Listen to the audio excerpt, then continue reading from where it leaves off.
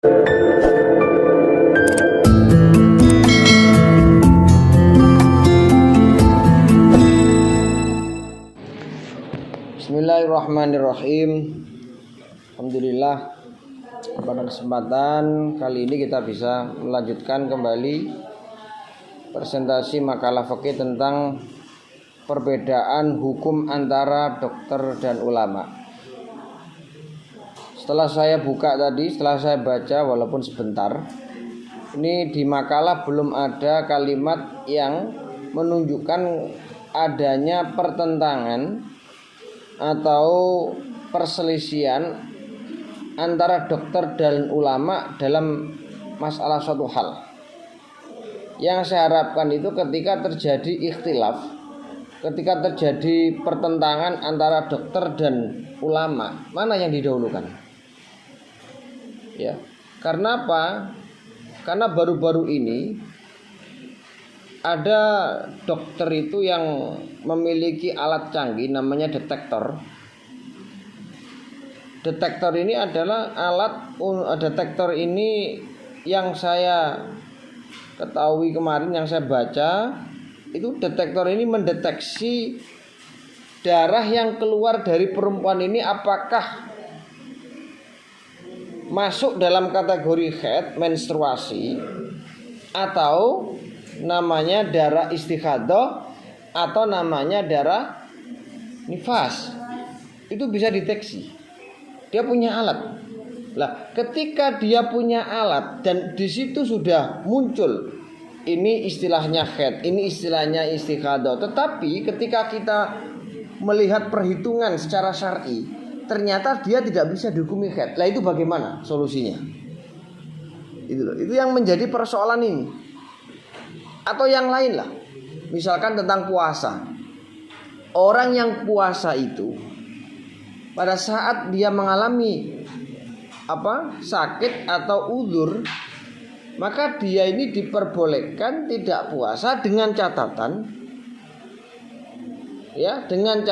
dia mendapatkan rekomendasi di dokter, atau memang penyakitnya ini memang sudah umum dikatakan parah gitu. Sehingga orang ini ketika puasa kok dapat membahayakan dirinya, maka puasa itu haram. Padahal puasa itu kan haknya Allah. Itu kalau Allah itu seperti kamu, jelas kan gak mungkin gelem Allah dikalahkan. Itu hakku ya harus, kalau loro terserah. Tapi kan enggak. Allah itu lebih mengedepankan kondisi hambanya daripada memenuhi haknya. Itu kan haknya Allah. Kamu suruh puasa, kamu suruh sholat, zakat, dan seterusnya. Ya. Nah, ini yang saya maksud dalam makalah ini, dalam pembahasan ini adalah bagaimana solusi ketika terjadi perselisihan antara dokter dengan ulama. Itu loh. Itu pernah saya baca kasus itu tentang masalah haid. Ya, makanya ini saya buat global sehingga nanti sampean bisa mencari contoh-contoh yang lain, gak harus haid. Itu bagaimana? Ya. Dan dokter itu kan gak semuanya bisa dikatakan ahlu khaybar. Ya. Ahlu khaybar itu ahli waspodo, artinya spesialis kalau sekarang itu. Kalau dokter abal-abal, dokternya itu masih S2 atau gimana ya, mungkin kadang-kadang kredibilitasnya masih diragukan. Ya. Makanya tentang masalah tadi tadawa, berobat di selain Islam itu bagaimana, berobat dengan barang yang najis itu bagaimana, itu harus kita kritisi. Makanya ya, apapun yang kita bahas, kalau itu kaitannya dengan masalah hukum, itu jangan sekali-kali kita mengatakan ini pendapat saya.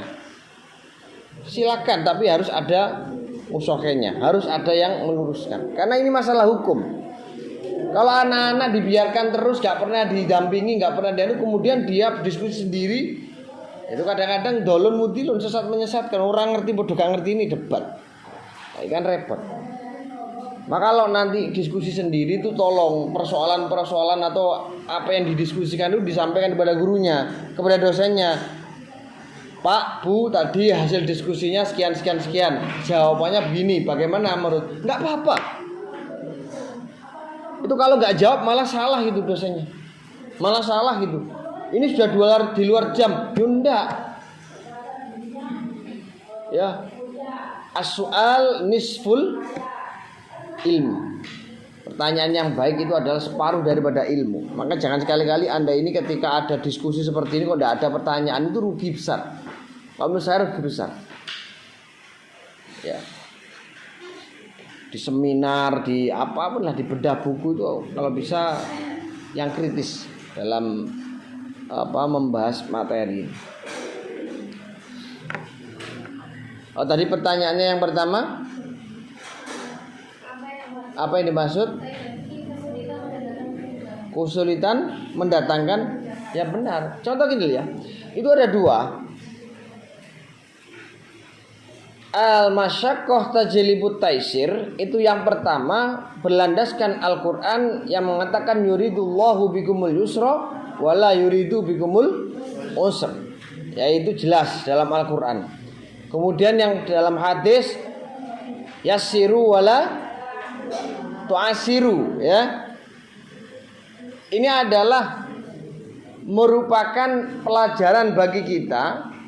Jangan sekali-kali kita ini memberikan beban atau sesuatu kepada orang lain di luar kadar kemampuan.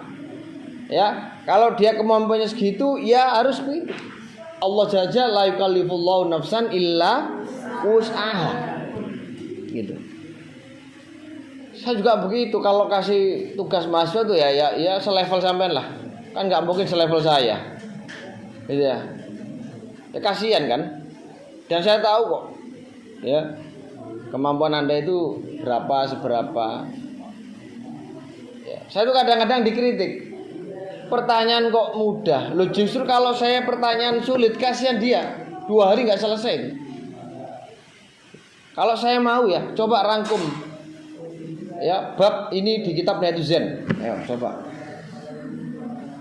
Rangkum bab ini di kitab ini. Apa gak terlalu sulit nih? Ya, sulit kan? Saya itu kadang-kadang ya kasihan lah dengan sampean karena punya pekerjaan, punya kesibukan yang lain, itu harus tahu diri.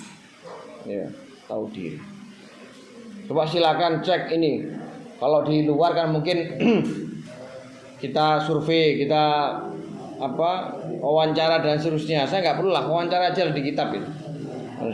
Ini bab ini tolong dicari dalam kitab Mausu'ah, Al-Fiqhiyah, Al-Kuwaitiyah, syarahnya ini, kitabnya ini tolong diringkas bab ini. Ngeluh sampean, gak usah turu orang dia. Kan saya bisa saja seperti itu. Dan itu sah-sah saja saya memberikan soal seperti itu. Karena itu adalah bahasan saya. Tentang masalah tadi, itu sebenarnya mudah sekali. Artinya ketika kita ini merasa keberatan, ketika kita ini merasa sulit, maka Allah itu akan memberikan suatu kemudahan. Ya, misalnya tadi puasa, kita ini merasa tidak mampu. Ya karena sakit apalah, yang penting gak sakit panu. Atau ngeluh nih titik ayo rasakan. Sakitnya itu mungkin parah lah. Dia itu punya asam lambung. Dan sudah direkom sama dokter jangan puasa dulu. Nanti kamu akan mengalami mengalami rasa sakit yang parah. Ya.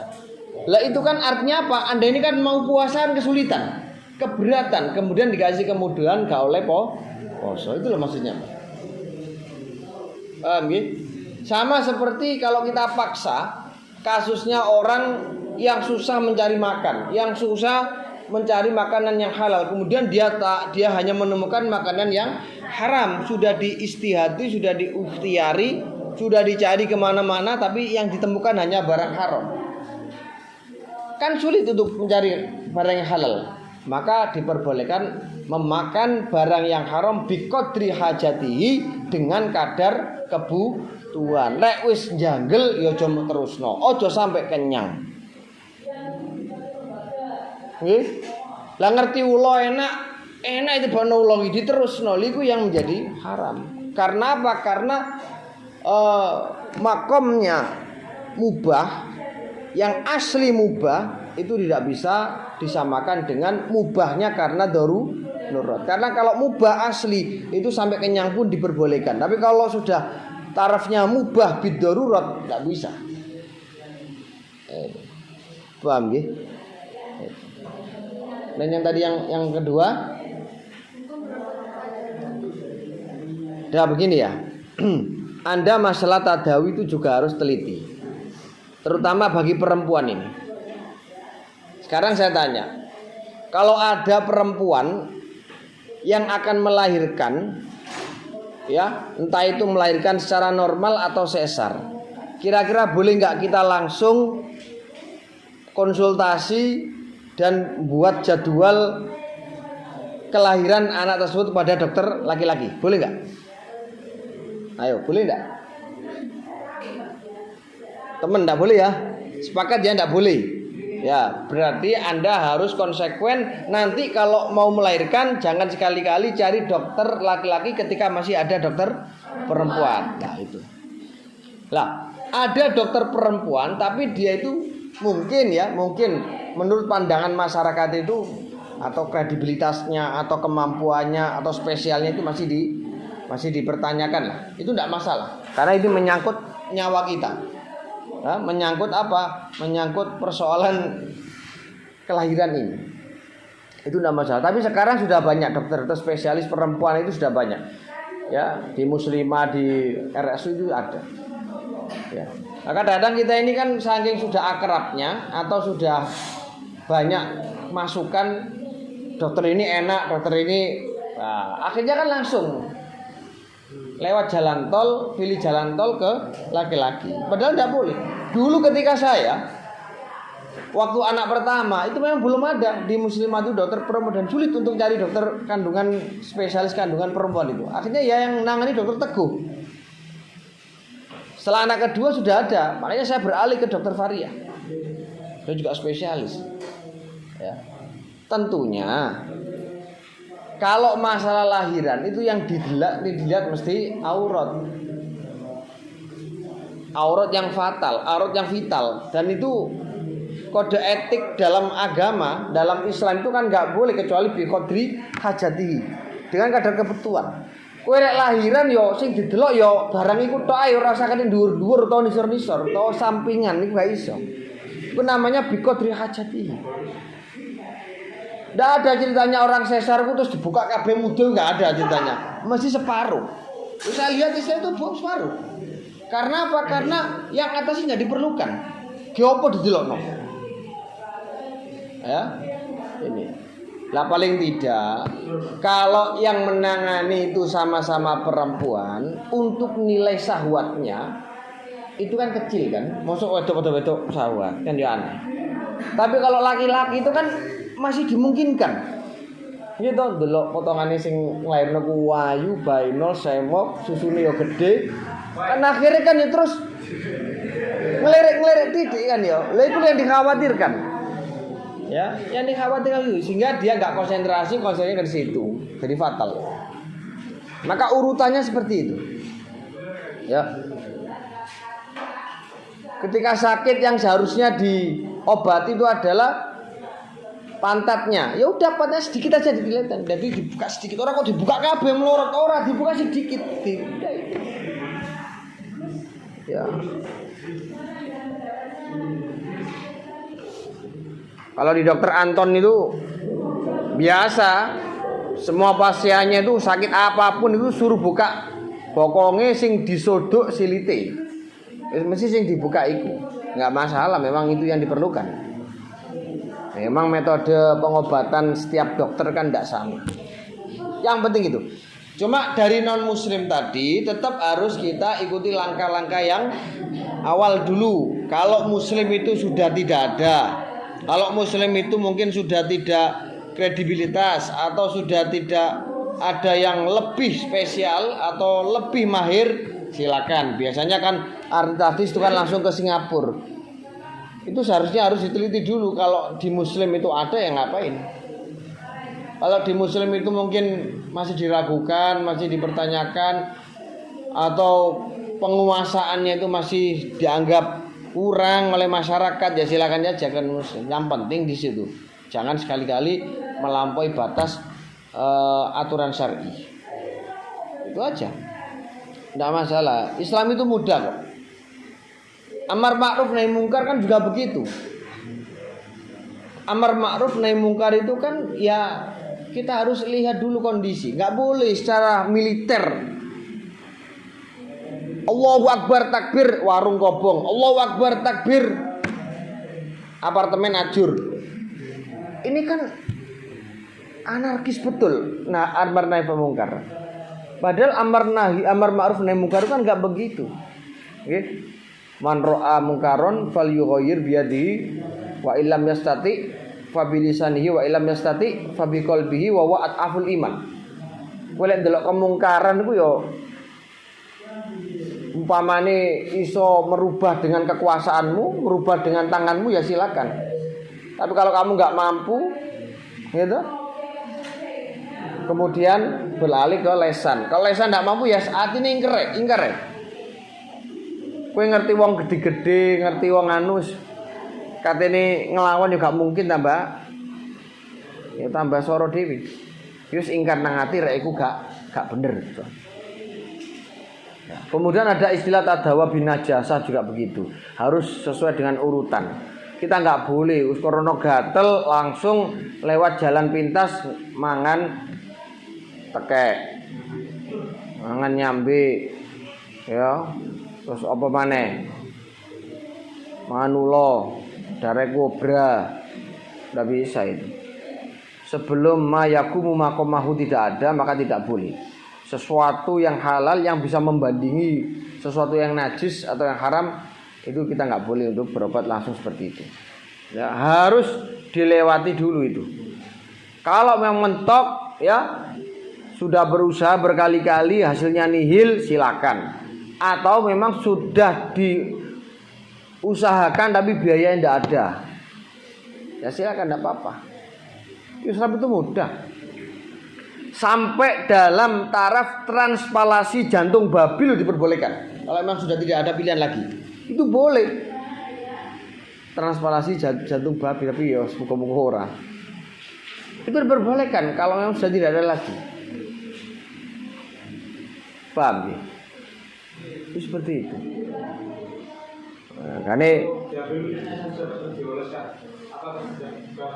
apa? Minyak apa? Loh, sesuatu yang tidak misal nyambe ya. Misalkan dia itu dalam keadaan dipakai oles-oles itu ya. Lah ya, sesuatu yang hukumnya itu tidak boleh, ya.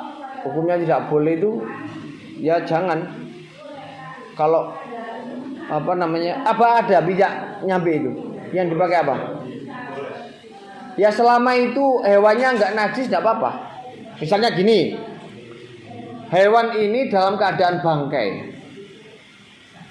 ya dalam keadaan bangkai, kemudian enggak disamak atau apa, nah, itu yang enggak boleh. Yang boleh ya disamak dulu, kemudian diambil minyaknya, enggak masalah. Seperti minyak bulus itu, ya enggak apa-apa, ya pakai minyak itu. Ini adalah yang saya maksudkan begitu. Lah yang saya ingin sampaikan itu ketika terjadi ikhtilaf, terjadi perselisihan antara dokter dan ulama tentang masalah haid. Walaupun dia punya alat detektor, punya alat untuk mendeteksi ini adalah darah haid, nifas, istighadah. Ketika itu tidak sama dengan hitungan para ulama, dengan hitungan aturan syar'i, maka tetap yang dikalahkan adalah pernyataan atau statement dari dokter. Yang dimenangkan adalah ulama. Karena apa? Karena yang identik dan yang lebih menguasai dalam masalah haid itu ya ulama. Ya, ulama. Dokter itu hanya sekedar men. Jarang loh dokter itu kadang-kadang nggak tahu tentang masalah istighadah. Saya kemarin itu ngobrol-ngobrol dengan dosen biologi, itu di istilah dokter tidak ada istilahnya istighadah, ya menstruasi semuanya.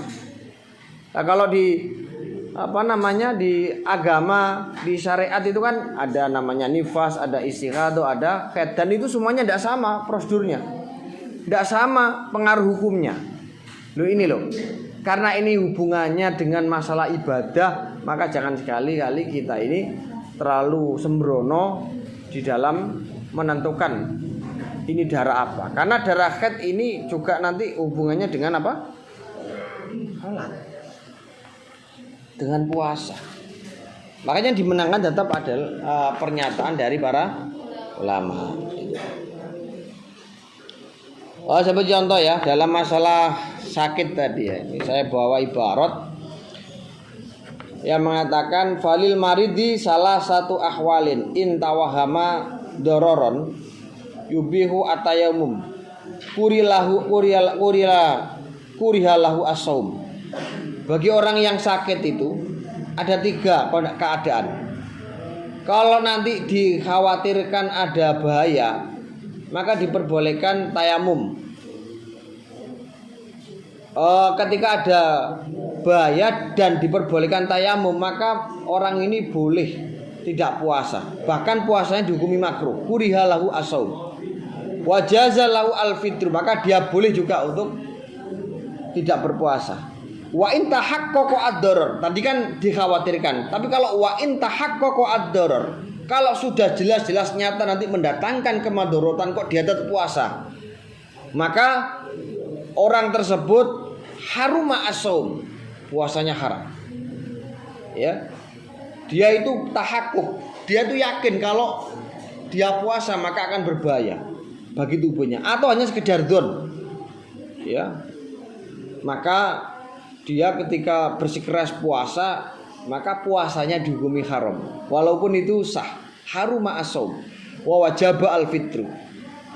Wa in kana al-marad khafifan bi haitsu la yatawahhamu fi dararan yubihu atayamum haruma al-fitru. Darek kowe iki loromu gak sepiro, khafifan iku enteng, mbok rasa ngelut titik, panuwen utawa gatelen, yo ora oleh to poso. Ora oleh mokel, haruma al-fitru.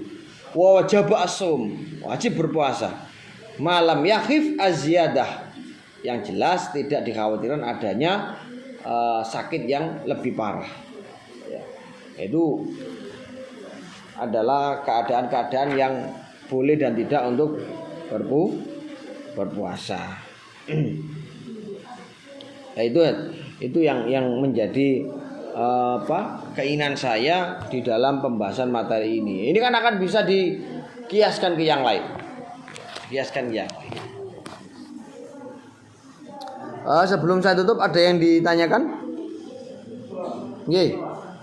Silakan ditulis, Pak ya. Silakan. Ya.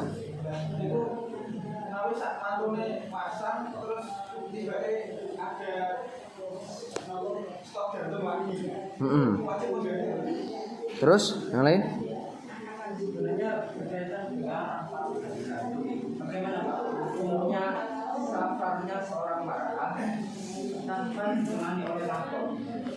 Tanpa ditemani oleh mahram. Nah, terus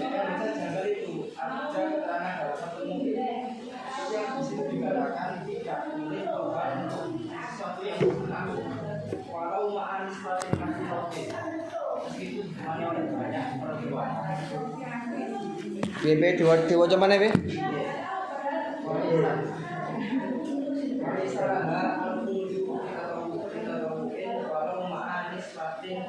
Cek kok mau pedot sih Mas, sing ngarep-ngarep ya apa?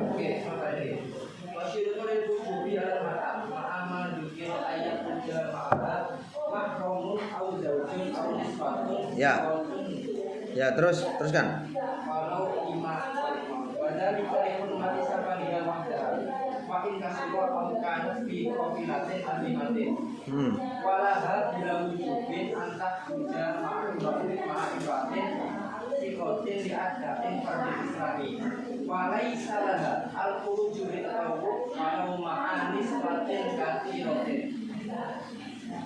Walaisa laha al-khuruj litatawuin. Apa litatawuin? Lah ya maksudnya apa? Lunga ta? Haji terus. Walau ma'a kasroti. Ya. Terus yang lain?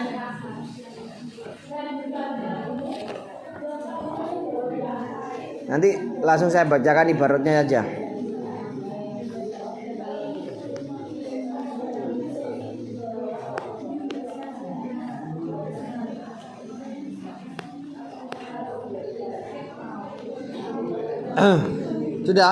Sudah itu dua saja. Yang lain ada lagi?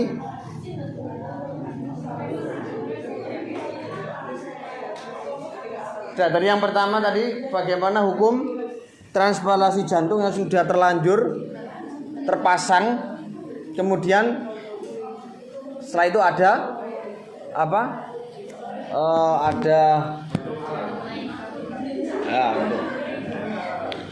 Ini Mas.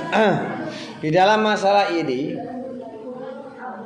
masalah ini tentang transplantasi atau sesuatu yang urgen itu memang diperbolehkan oleh agama. Kemudian terpasang karena darurat. Kemudian sudah terpasang, sudah rapi, sudah semua sudah dijahit. Kemudian ada jantung atau jantung manusia lah yang layak. Maka kita gampang.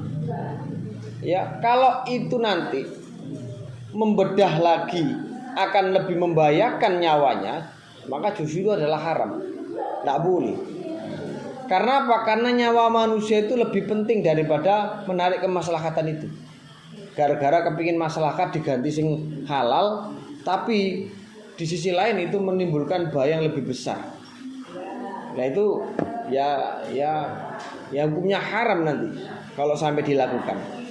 Ya. Yang jelas dokter itu akan bisa mempertimbangkan. Oh, ini sudah tidak bisa, Mas. Artinya kalau sampean bedah lagi, itu belum tentu nanti nyawa Anda terselamatkan. Maka di sini harus dipilih. Jangan sampai diganti lagi. Itu ya. Jangan sampai diganti lagi.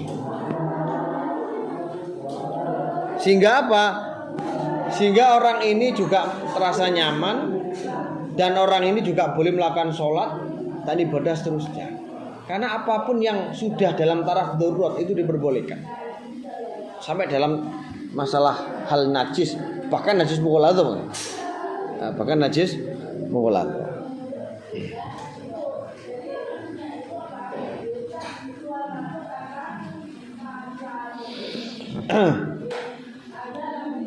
Sudah tadi yang saya jawab tentang masalah apa, Mas tadi? Sama pertanyaannya apa? Safarnya mar'ah. Sekarang gini aja. TKW itu kalau menurut saya, menurut sampean itu bagaimana? Sebelum saya jawab. Menurut sampean TKW itu hukumnya bagaimana?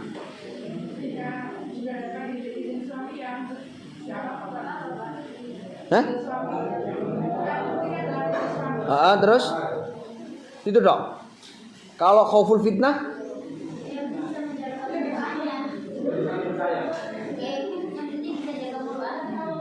bisa muru'ah. Terus Kak, ketika dikhawatirkan khauful fitnah itu bagaimana?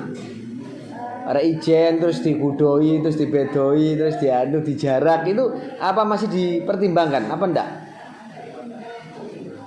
Ya. Loh enggak, ini masalah hukum. Itu bukan lepas dari masalah tidaknya. Ini masalah hukum. Sebenarnya waktunya siapa setelah ini?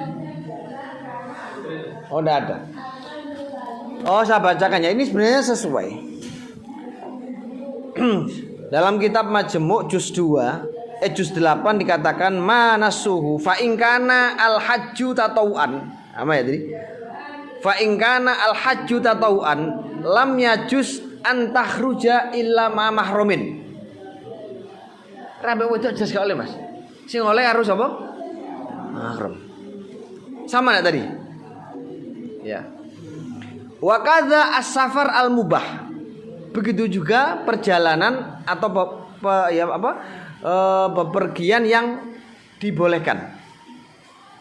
Kasafari ziarah wat tijarah. La yajuzu khurujuha fi syai'in min dzalika illa ma'a mahramin. Begitu pula safar yang mubah. Seperti apa? Ziarah, berdagang, itu tidak diperbolehkan keluar fi syai'in min dzalika illa ma'a mahramin, kecuali bersama dengan mahram au zaujin. Ya sampean ngono sih. Soale kene anu. Qala al-Mawardi wa min ashabina man li sahibi khurujiha ma'an nisa'in sikotin. Ya.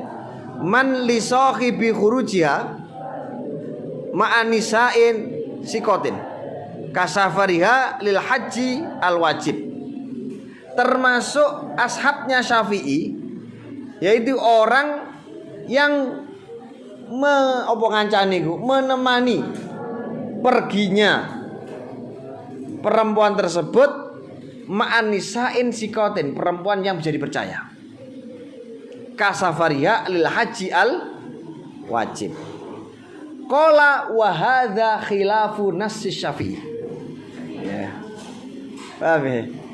Wa hadza khilafu nass Syafi'i. Ini adalah berbeda dengan teks yang ditulis oleh Imam Syafi'i. Jadi Imam Syafi'i dan ashabnya itu beda.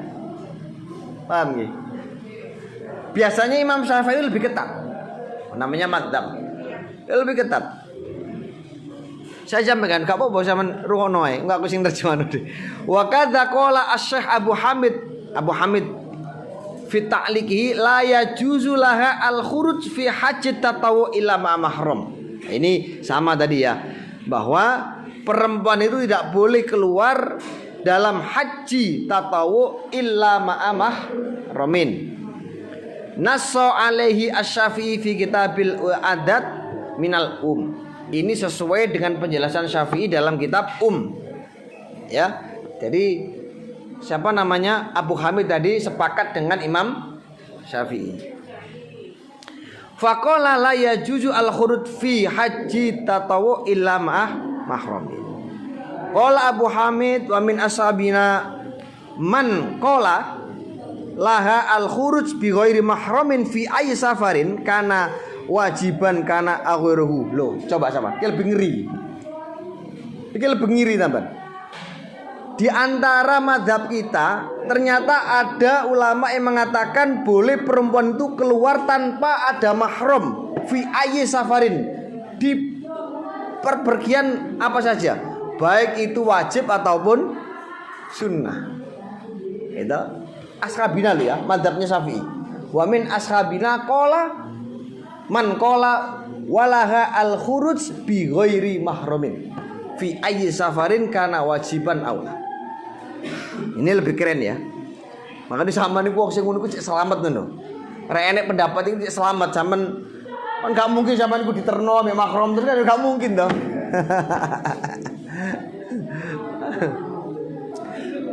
Iya dah.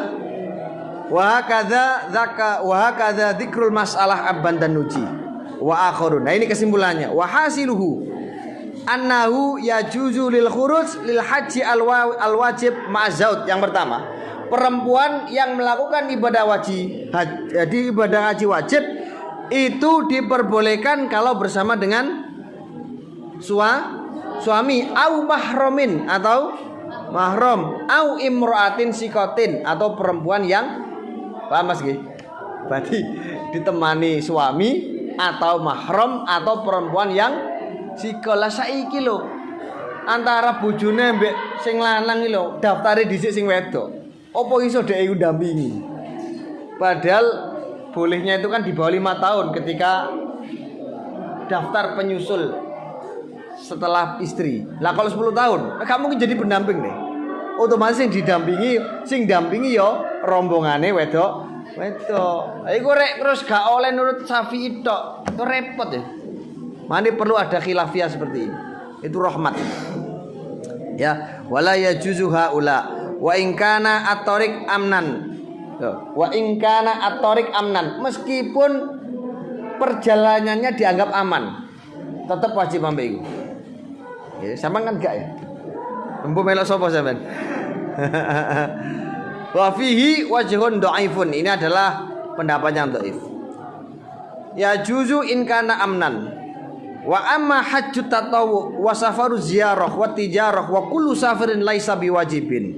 Fala yajuzu alal madhab as-sahih al-mansus illa ma zaujin au mahramin. Ini pendapat yang lebih sahih. Wakila yajuzu ma'aniswatin au imra'atin sikot.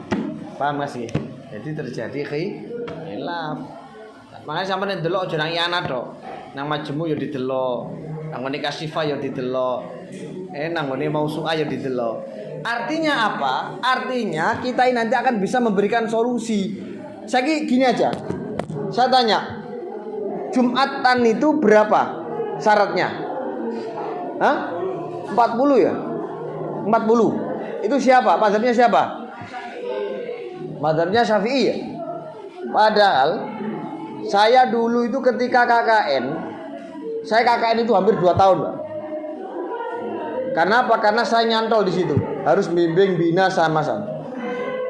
Itu kalau Jumatan, saya dapat 20 saja sudah gembiranya luar biasa saya. Nah itu kalau saya ikut nasus Syafi'i, waduh. Kadang-kadang hukum itu tidak objektif, sehingga ditentang sama kitab I'anah itu. Dalam kitab Fathul Mu'in ditentang. Nggak bisa. Sehingga dari madhabnya Syafi'i itu masih ada perkhilafan. Ada yang mengatakan tanpa ada 40, yang penting di situ ada sholat Jumat dan mereka itu mau melaksanakan Jumat itu diperbolehkan. Ya walaupun kurang dari 40. Itu kalau tidak salah itu qaul qadimnya Imam Syafi'i yang masih diperbolehkan untuk dilakukan. Itu bisa dicek dalam kitab Buhyatul Mustarsyidin, ada 18 masalah yang qaul qadimnya Imam Syafi'i masih bisa dipakai. Ya. Karena kalau Imam Syafi'i punya 2, qaul qadim dan qaul jadid. Kalau qaul qadim itu di Baghdad, kalau qaul jadid itu di Mesir. Nah, di Mesir. Itu. Jadi ya biar tahu lah kita itu. Jangan terus kita gontok, kita ini terus fanatik. Gak boleh kalau gak sah. Kowe jare sapa? Ngajimu kurang jeru, Bro. Sama seperti masalah akekah dan kurban. Akekah kurban dengan peradaban zaman atau dengan jalannya waktu yang sampai sekian, ternyata harga sapi, harga wedhus itu kan yang mahal kan. Sapi ana sing 80 juta, ana sing 30 juta. Lah wong sing marat-marat kerat-kerat kok iso tuku sapi, tuku wedhus. Ya. Sehingga ulama-ulama salaf kalau ada orang yang tidak mampu, silahkan ikut madhabnya silakan ikut manhajnya Ibnu Abbas yang memperbolehkan kurban dengan seekor ayam. Yang nggak mampu loh ya. Ojo terus kue mampu tapi wonten Ibnu Abbas kue ngono anjurane ulama sing gak mampu kon melok manhaje utawa pernyataan atau pendapatnya Ibnu Abbas yang memperbolehkan kurban dengan seekor ayam. Sama seperti Imam Nawawi dan Imam Romli, Imam Ibnu Hajar dan Imam Romli itu kan rivalnya. Jadi dulu ulama itu juga punya rival yang selalu berdebat dan dua-duanya boleh dipakai karena punya dasar dua-duanya. Imam Ibnu Hajar itu tidak memperbolehkan dan tidak mengesahkan dua-duanya ketika ada seekor kambing diniati kurban dan akikah. Tapi kalau coba Imam Romli, sahha jami'uhu. Tetapi kalau kamu fatwakan kepada orang yang kaya, kenaan. Kalau kamu memberikan solusi kepada orang kaya, ya tidak sama. Tak persinta kok wong melarat, usah Pak, tenang mawon. 1 ekor, nah itu harus kondisional. Nah, wong sugih ngono ya ditambah seneng, ngirit deh. Apa? Oh situ ora apa, Mbak. Ganjarane di nopo jenenge di dumno wong akeh ora apa-apa atau ditujukan kepada sekeluarga ora apa-apa. Rek melarat lho, Pak nggih. Ya melarat. Oh saya tanya juga tentang masalah Fatihah itu kan juga kadang-kadang resah. Ya apa? Bahas Fatihah itu. Kadang-kadang antara satu orang dengan orang lain itu gak disamakan. Warna khusus-khusun ila ruhi ibu siapa Al-Fatihah. Tapi sing liyane derwapel. Wa ila ruhi wake Fatihah di situ. Kan begitu ya. Nah, sekarang saya tanya, Fatihah wake ruhi wake di Fatihah siji, ambek wong siji di Fatihah siji. Utawa ngene ae. Sampean ila ruhi wake Fatihah siji, iku piye? Wong sing mati ku keduman sak Fatihah ta dibagi-bagi? Sama. Berarti yo enak wake harus dirapel mari. Kayak biasane iki lho, pengiriman arwah iki lho, doa arwah. Lah mending ngono, wocon buku dak langsung Al-Fatihah. Iki diseneni kowe. Utawa ngomong wa ila rohi jami'a aman zukirat asma'hum fi hadid daftar. Orang disangoni sampean. Ya. Tapi gini ya, ulama itu di sini tetap saya baca dalam kitab Bisril Karim itu ada dua pendapat ulama dan logis dua-duanya. Satu mengatakan ya harus dibagi, yang satu mengatakan tetap dapat jatah penuh semuanya. Dengan alasan gini, ini logika saja ya, logika saja. Stasiun Indosiar itu menayangkan sepak bola antara Indonesia dan Thailand. Dah, kira-kira yang dekat dengan pemancar dengan yang jauh itu sama ndak? Mendapatkan siaran itu loh, sama ndak? Sama kan? Opone itu sing ngaduk oleh mes separo, sing cedek pemancar oleh full. Itu loh dalilnya. Situ pemancar tapi bisa merasakan secara, nah itu logika saja.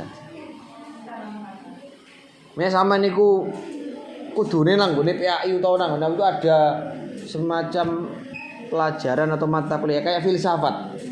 Kalau dalam ilmu pesantren itu namanya arut atau ilmu mantek. Ada ya di pondok itu ada ya, falasifah itu ada ya. Ya ada. Filsafat itu ada.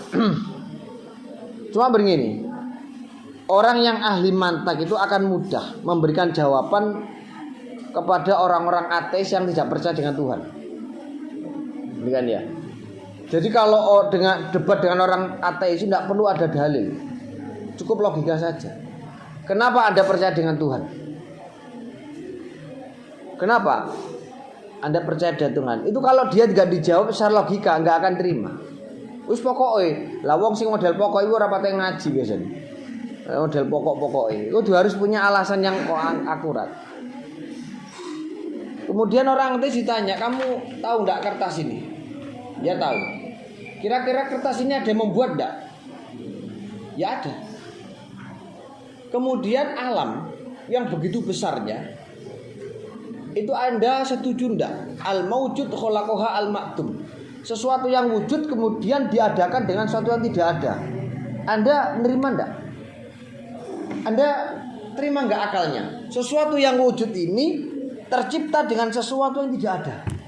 Kan enggak mungkin. Al-maujud khalaqaha al-ma'dum. Sesuatu yang tidak ada bisa menciptakan sesuatu yang ada. Enggak mungkin. Lah, al-wujud itu tidak harus bisa dilihat oleh mata. Buktinya wujud entut ya iso. Ya tuh, gak ketok moto tapi iso mok ambu. Berarti kan dia wujud.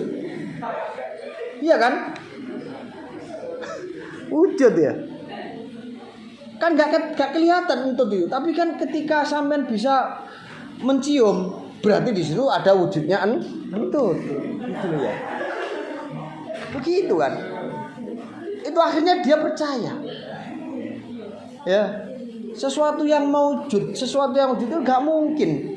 Dan akal tidak akan terima ketika dikatakan bahwa ini wujud dikarenakan ada tercipta dari sesuatu yang tidak wujud, kan nggak mungkin.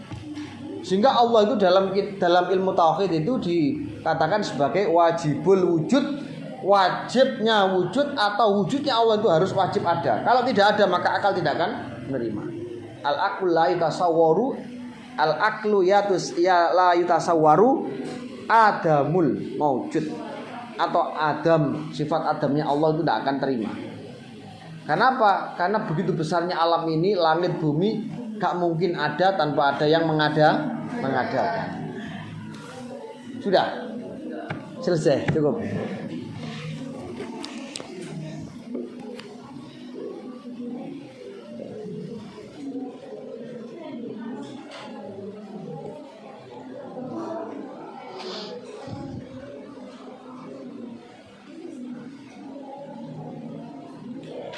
Dah.